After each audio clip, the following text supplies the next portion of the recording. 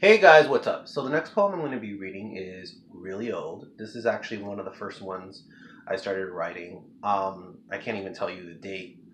When I first started writing poetry, it was mostly about rhyming, and it was so cool for me to do that.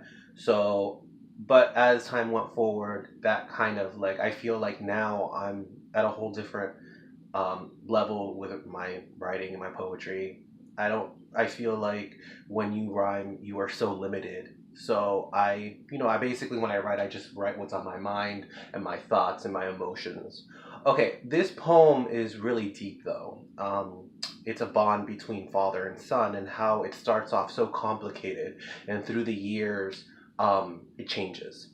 Okay, so here goes. Boys don't cry. Here I sit alone in the dark, pondering of the past, like a time machine speeding, traveling back so very fast.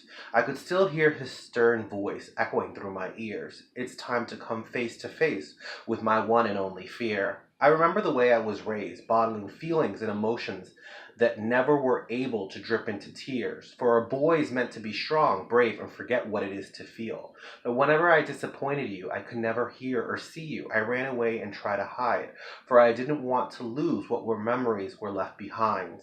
I knew inside that no matter how bad the fight had gone, our bond went deep when it came to blood. And when I was all alone and you never had an eye, all I would do was cry and cry, for I thought I never did anything right. I remember the first time you saw a tear drop from my brown eyes. You thought I was more than out of line.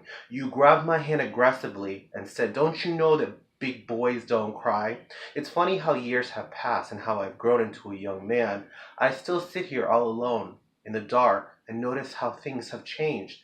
I notice a shadow coming near, that of an older man.